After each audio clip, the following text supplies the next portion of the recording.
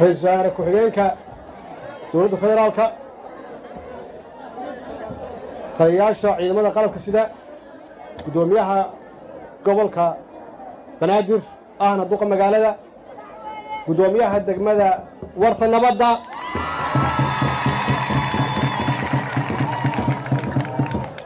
howlwadeennada gobolka banaadir howlwadeennada degmada maxaan ku yiraahdaa warta nabadda kulligii waxaan ku salaamay assalaamu calaykum waraxmatullaahi wabarakaatuh warta nabadda degmadan waxay igu leedahay runtii taariikh dheer maxaa yeelay qayb ka mid ah noloshayda waxaan deganaa degmadan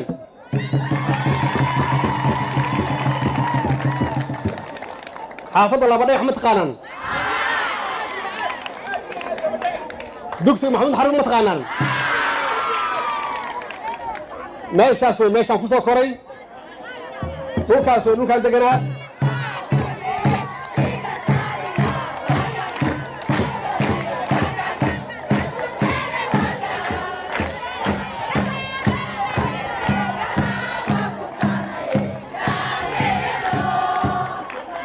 degmadan waa imaan jirnay riwaayadahan ku fiirsan jirnay cayaarta basketballka iyo volleybalkan ku cayaari jirnay bacdamaa markaas aan yaryarayn waxay la tahay hadda derbiyada way la gaggaaban yihiin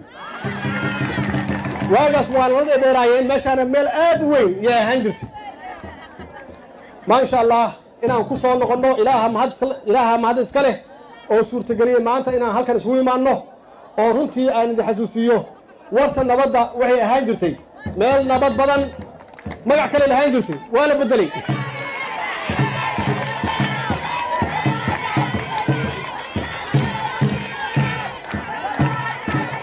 way ahaan jirtay meel nabad badan magaca saxa hadda loo helay waxay ahaan jirtay meel nabad badan meel daris wanaagsan meel dadku is jecel yihiin ay walaalo yihiin aysan waxba kale lahayn halkaana lagu caweyn jiray meeshaan orientationkaan ohan jiray waagaas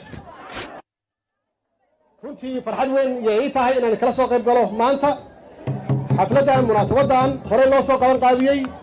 horey loo soo diyaariyey inaan maanta idin kala soo qayb galo aad iyo aad yaan ugu faraxsana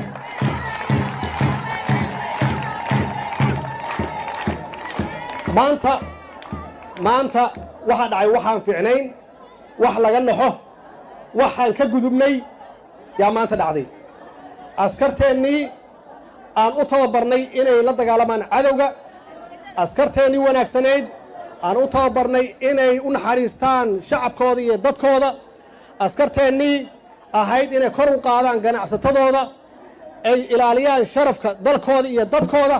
maanta nin ka mid ah waxa weeye waa badan yihiin ciidankeennu aad bay u badan yihiin dad badan aad u badan weeye hal iyo laba waa laga helaa oo aan wanaagsanayn laakiin boqolkiiba 99 ciidamadeennu dhufayskay ku jiraan dagaalkay ku jiraan dhaxantay taagan yihiin jihaadkay taagan yihiin shacabkooda ilaaliyaan shacabkooda difaacaan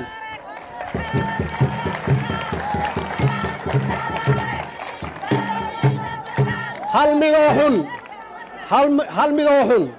badda ma qurmiyo hal malaay xun badda ma wada qurmiyo allah u naxariisto labadii wiil maanta naga dhintay oo gacanteennin ku baxay oo ay ahayd inaan difaacno oo aan ilaalin noloshooda ilaaha nolol ilaaliyeen waxaan u tacsiyeynayaa eheladoodii iyo caa'iladoodii iyo faamilkoodii yaan u tacsiyeynayaa ilaahay iyagana jannadiisii iyo naxariistiisii ilaahay ha siiyo laakiin hal mid in la xaqiijiyaa loo baahan yahay wax ka soo dhaca dawlad baa leedihiin dawlad yaa doorateen annagu maxoog baan ku nimid annagu rabitaankiinaan ku nimid doorashaan ku nimid dalku waa dimuqraadiyad qofkii wax tabanaya ma aha cadaaladda iyo sharciga inu gacantiis ku qaato ma aha inuu hantida shacabka soomaaliyeed burburiyo ma aha inuu nabadgeliyo xumo iyo nidaam xumo u horseeda ma aha in cadowga aan la dagaalayno oo argagixisada ah inuu gacan siiyo ma aha annagu hal cadow aan leennahay oo maalin walba shacabkeenna laaya oo aan cidna u aabiyeelin waa shabaab cadowgaas inay ku soo dhex dhuuntaan dad fiifiican dhalinyaro ah oo ay hantidii dadka ay burburiyaan oo magac xumo ay na siiyaan oo ay naga dhigaan ay ka dhigaan askarta Soomaaliyeed ciidanka qalabka sida Soomaaliyeed dad xun kulli inay ka wada dhigaan oo ay abuuraan xasilooni darro ay garab u noqdaan argagixisada aanan cidna u naxaynin ka yeeli mayno ninkii ciidana oo sharciga aan ilaalin oo nidaamka aan ilaalin oo aan ilaalin xuquuqda shacabka maxaan ku raahdaa loo sameeyey aan ilaalin sharcigu hortagi wuxuu shaqaystuuna leeyahay meel kasta uu galo qofkaasi waa soo qabanaynaa oo ilaah hortiisa ah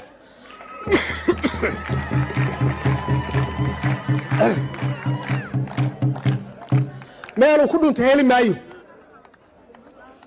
meeluu gala heli maayo saasay tahay dhowr qof oo qaswadayaal ah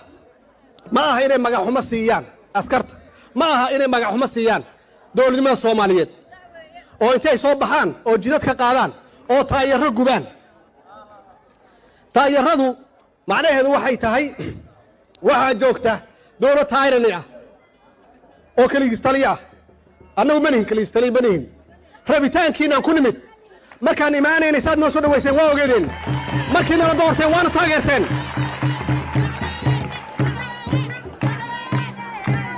haddana ummadda Soomaaliyeed waana taageersan yihiin maxaa yeelay ummadda Soomaaliyeed waana taageersan yihiin maxaa yeelay dowladdan dowlad fiican weeye aan madaxweynaha ka ahay dowlad nadiif ah weeye dowlad ammaanada ilaalisa weeye aan tuuga ahayn dowlad cadaaladda ku dadaasho waaye dowlad aan qabyaalad iyo qabiil aqoon weeye dal burbursan muddo 30 sano ah yaan ka shaqaynaynaa inaan sharafkiisii iyo karaamadiisa soo celinno 4 qof iyo 10 qof iyo 20 qof oo dana shakhsi wata oo argagixisada ay ku soo dhex dhuumanayaan magac naga hadleen maayaan gacan biras kaga qabanaynaa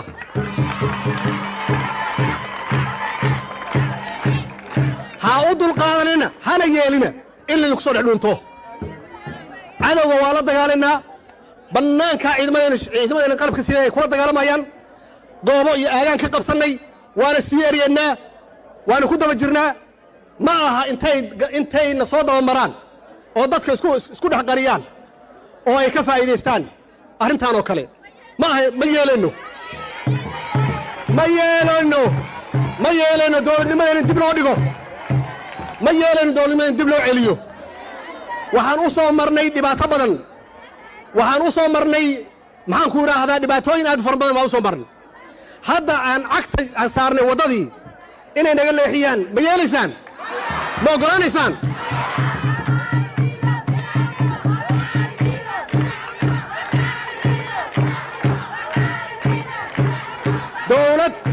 dowlad dimuqraadiyadana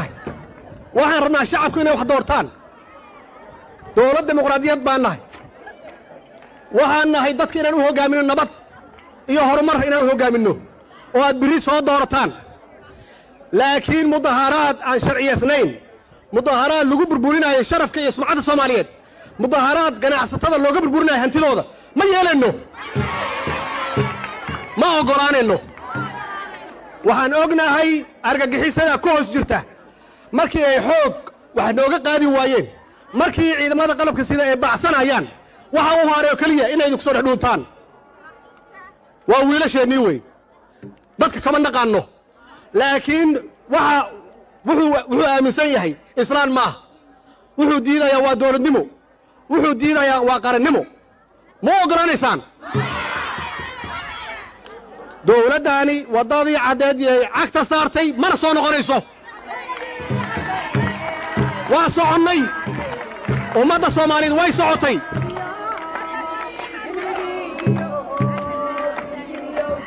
horaan u soconaynaa ma maqlaysaan horaan u soconaynaa ummaddeenna iyo shacabkeennan u adeegaynaa nabad baan u keenaynaa nolol yaanu keenaynaa shaqooyin yaanu abuuraynaa sharafkeeda iyo karaamadeeda soo celinaynaa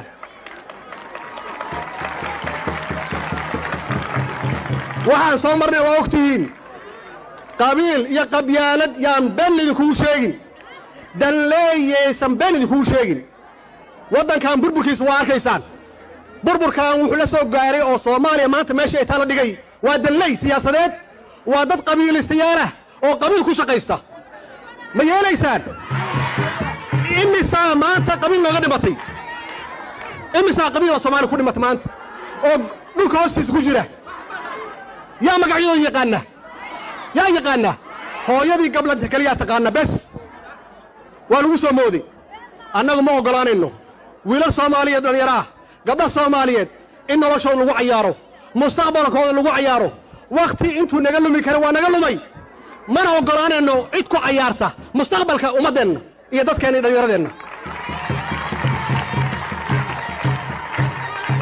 waxaan idin ballan qaadaynaa oo ilaahay hortiisa ciddii isku dayda inay hor istaagto qarnimada Soomaaliyeed dawladnimada Soomaaliyeed sharafka Soomaaliyeed wallahi gacan adagaan ku qabanaynaa wallahi baa idinkugu dhaartay cidduu raba ha ahaado waxaa ballan nagu ah oo ilaahay inaan dawladnimadeenna iyo dalkeenna ula tartamo caalamka wuxuuna kula tartami karaa hal arrin oo keliya idinkoo dawladdiina taageera ma taageeraysaan dawladdiinna ma istaageeraysaan idinka horumarkii ma taageeraysaan nabad iyo nolol ma taageeraysaan wasalaamu calaykum waraxmatullahi wabarakaatu ra'iisul wasaare ku-xigeenka dowladda federaalka taliyayaasha ciidamada qalabka sida gudoomiyaha gobolka banaadir ahna duqa magaalada gudoomiyaha degmada warta nabadda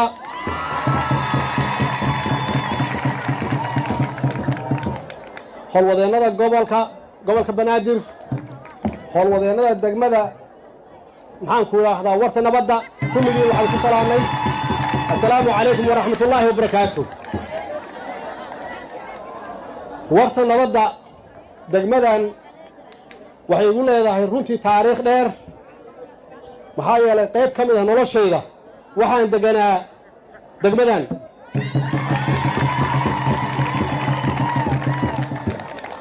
xaafadda laba dhagax ma taqaanaan dugsiga maxamuud xarun ma taqaanaan meeshaas way meeshaan ku soo koray dhulkaas way dhulkaan deganaa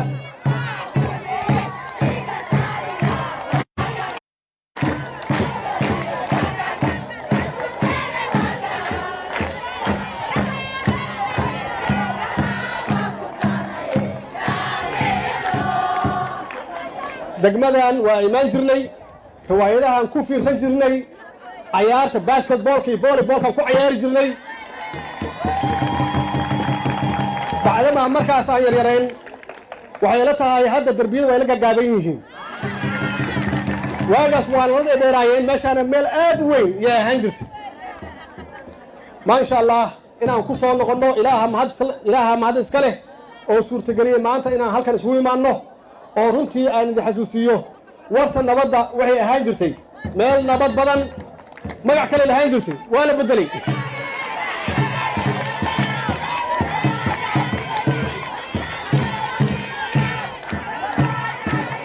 way ahaan jirtay meel nabad badan magaca saxa hadda loo helay waxay ahaan jirtay meel nabad badan meel daris wanaagsan meel dadku is jecel yihiin ay walaalo yihiin aysan waxba kale lahayn halkaana lagu caweyn jiray meeshaan orientationkaa la ohan jiray waagaas runtii farxad weyn yay ii tahay inaan kala soo qayb galo maanta xafladdan munaasabaddan horey loo soo qaban qaabiyey horey loo soo diyaariyey inaan maanta idin kala soo qayb galo aad iyo aad yaan ugu faraxsana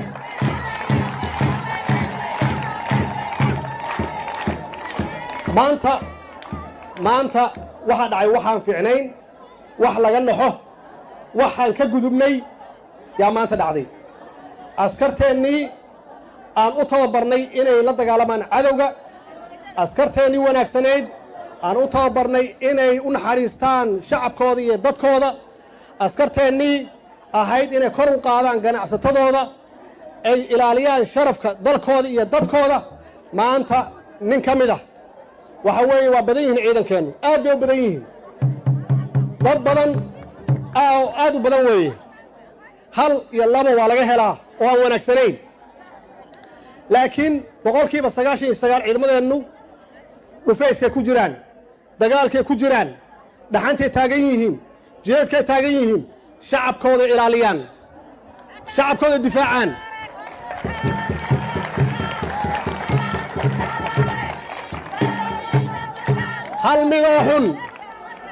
hal midoo xun badda ma qurmiyo hal malaay xun badda ma wada qurmiyo allah u naxariisto labadii wiil maanta naga dhintay oo gacanteenni ku baxay oo ay ahayd inaan difaacno oo aan ilaalin noloshooda ilaaha nolol ilaaliyeen waxaan u tacsiyeynayaa eheladoodii iyo caa'iladoodii iyo faamilkoodii yaan u tacsiyeynayaa ilaahay iyagana jannadiisii iyo naxariistiisii ilaahay ha siiyo laakiin hal mid in la xaqiijiyaa loo baahan yahay wax ka soo dhaca dawlad baa leedihiin dawlad yaa doorateen annagu maxoog baan ku nimid annagu rabitaankiinaan ku nimid doorashaan ku nimid dalku waa dimuqraadiyad qofkii wax tabanaya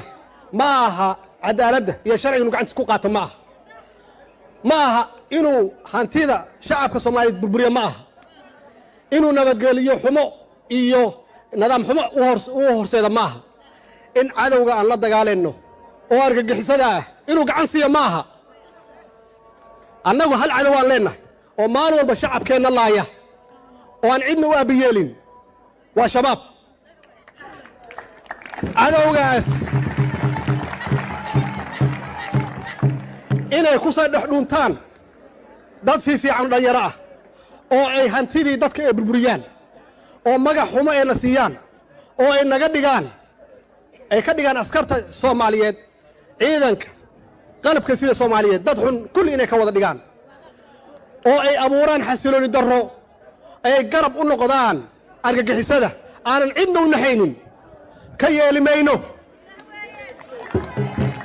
yeeli mayno ninkii ciidana oo sharciga aan ilaalin oo nidaamkaan ilaalin oo aan ilaalin xuquuqda shacabka ee maxaan ku raahdaa loo sameeyey aan ilaalin sharcigu hortegi wuxuu shaqaystuuna leeyahay meel kasta uu galo qofkaasi waa soo qabanaynaa oo ilaah hortiisa ah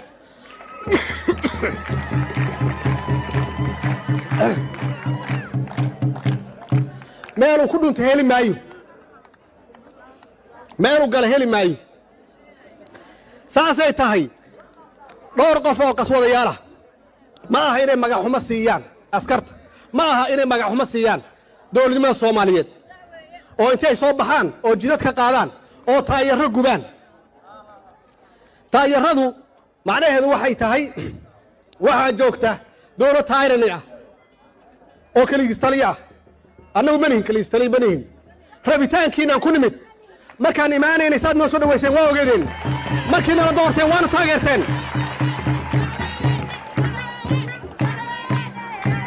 haddana ummadda soomaaliyeed waana taageersan yihiin maxaa yeelay ummadda soomaaliyeed waana taageersan yihiin maxaa yeelay dowladdan dowlad fiican weeye aan madaxweynaha ka ahay dowlad nadiifa weeye dowlad ammaanada ilaalisa weeye aan tuuga ahayn dowlad cadaaladda ku dadaasho waaye dowlad aan qabyaalad iyo qabiil aqoon weeye dal burbursan muddo 30 sano ah yaan ka shaqaynaynaa inaan sharafkiisii iyo karaamadiisii soo celinno 4 qof iyo 10 qof iyo 20 qof oo dana shakhsi wata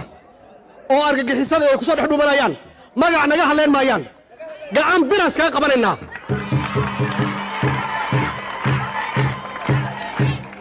ha u dulqaadanina hana yeelina in laydinku soo dhex dhuunto cadowga waa la dagaalaynaa bannaanka ciidamadeena qalabka sida ay kula dagaalamayaan goobo iyo aagaan ka qabsannay waana sii eryeennaa waana ku daba jirnaa ma aha intayna soo dabamaraan oo dadka isku dhex qariyaan oo ay ka faa'iidaystaan arrintaan oo kale ma aha ma yeelayno ma yeelayno dowladnimada in dib loo dhigo ma yeelayno dowladnimada in dib loo celiyo waxaan u soo marnay dhibaato badan waxaan u soo marnay maxaan ku yiraahdaa dhibaatooyin aad fara badan baan u soo marnay hadda aan cagta aan saarnay waddadii inay naga leexiyaan ma yeelaysaan ma oggolaanaysaan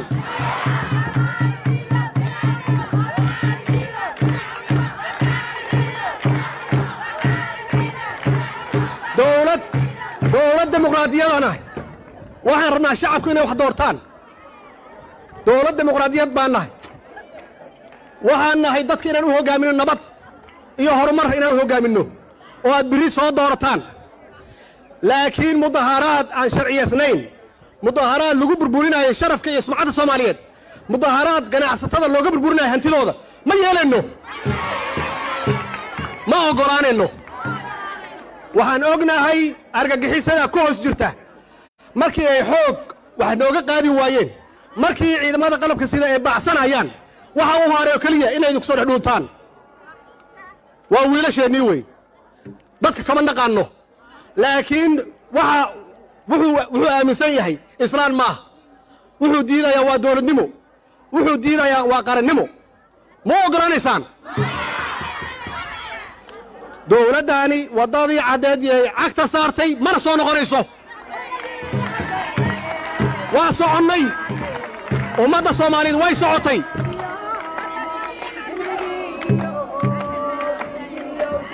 horaan u soconaynaa ma maqlaysaan horaan u soconaynaa ummaddeenna iyo shacabkeennaan u adeegaynaa nabad baan u keenaynaa nolol yaan u keenaynaa shaqooyin yaan u abuuraynaa sharafkeeda iyo karaamadeeda soo celinaynaa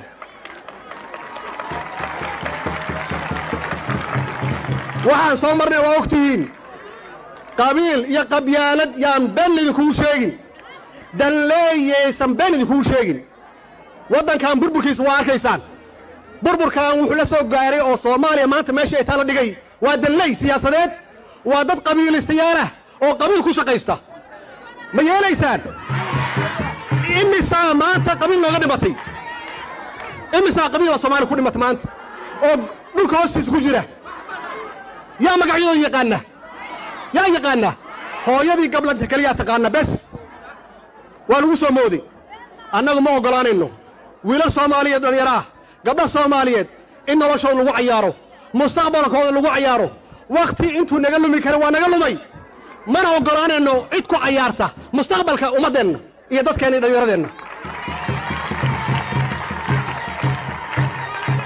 waxaan idiin ballan qaadaynaa oo ilaahay hortiisa ciddii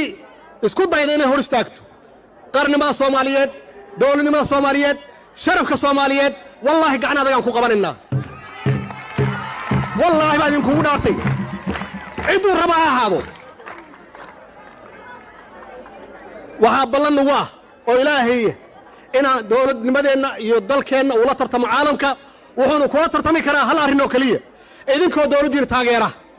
ma taageeraysaan dowladdiinna ma istaageeraysaan idinka horumarkii ma taageeraysaan nabad iyo nolol ma taageeraysaan wasalaamu calaykum waraxmat ullahi wabarakaatu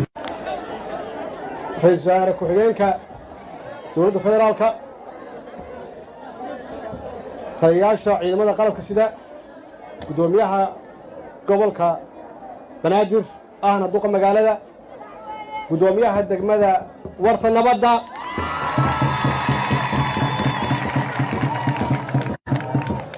howlwadeennada gobolka banaadir howlwadeennada degmada maxaan ku idhaahdaa warta nabadda kulligiin waxaan ku salaamnay assalaamu calaykum waraxmat ullaahi wabarakaatu warta nabadda degmadan waxay igu leedahay runtii taariikh dheer maxaa yeelay qayb ka mid ah noloshayda waxaan deganaa degmadan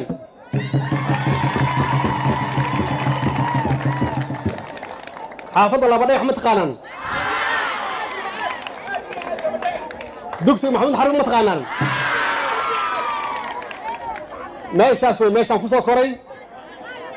dhulkaas way dhulkaan deganaa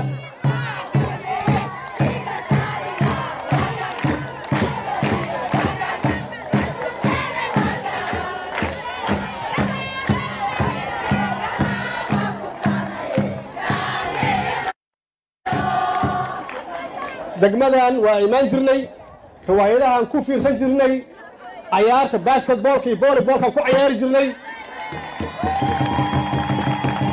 bacdama markaas aan yaryarayn waxay la tahay hadda darbiyada way la gaagaaban yihiin waagaas muwaalanada dheeraayeen meeshaana meel aad u weyn yay ahaan jirtay maasha allah inaan ku soo noqonno ilaaha mahad iska leh oo suurtageliyey maanta inaan halkan isugu imaanno oo runtii aan idin xasuusiyo warta nabadda waxay ahaan jirtay meel nabad badan magac kale lahaan jirtay waa la beddelay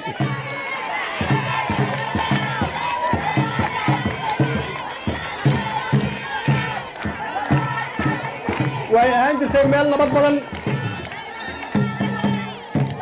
magaca saxa hadda loo helay waxay ahaan jirtay meel nabad badan meel daris wanaagsan meel dadku is jecel yihiin ay walaalo yihiin aysan waxba kale lahayn halkaana lagu caweyn jiray meeshaan orientationkaa la odhan jiray waagaas runtii farxad weyn yay ii tahay inaan kala soo qayb galo maanta xafladdan munaasabaddan horey loo soo qaban qaabiyey horey loo soo diyaariyey inaan maanta idin kala soo qayb galo aad iyo ayaan ugu faraxsana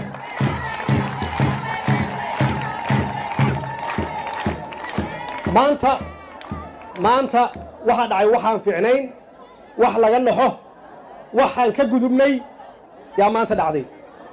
askarteennii aan u tababarnay inay la dagaalamaan cadowga askarteennii wanaagsanayd aan u tababarnay inay u naxariistaan shacabkooda iyo dadkooda askarteennii ahayd inay kor u qaadaan ganacsatadooda ay ilaaliyaan sharafka dalkooda iyo dadkooda maanta nin ka mid ah waxa weeye waa badan yihiin ciidankeennu aad bay u badan yihiin dad badan aad u badan weeye hal iyo laba waa laga helaa oo aan wanaagsanayn laakiin boqolkiiba 99 ciidamadeennu dhufayskay ku jiraan dagaalkay ku jiraan dhaxantay taagan yihiin jidadkay taagan yihiin shacabkooda ilaaliyaan shacabkooda difaacaan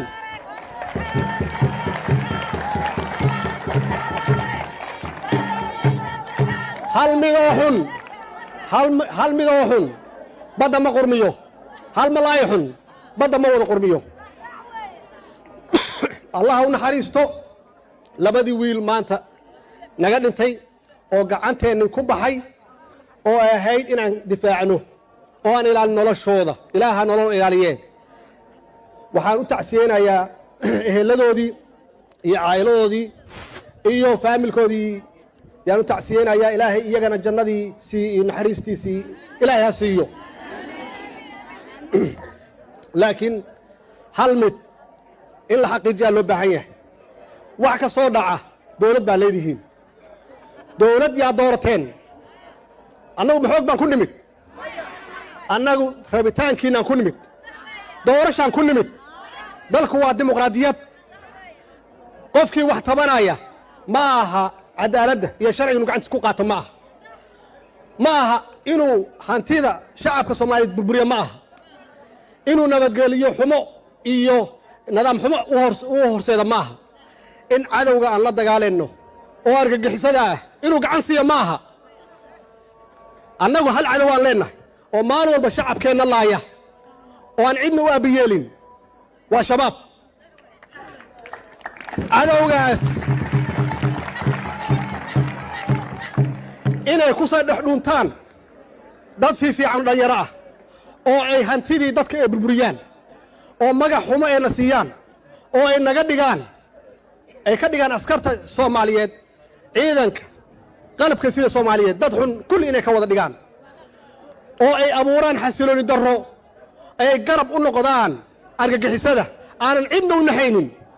ka yeeli mayno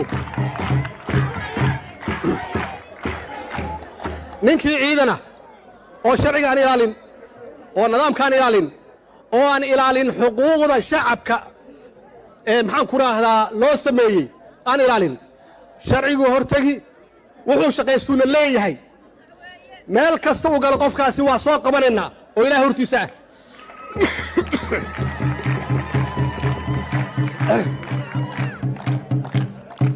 meeluu ku dhunta heli maayo meeluu gala heli maayo saasay tahay dhowr qof oo qaswadayaal ah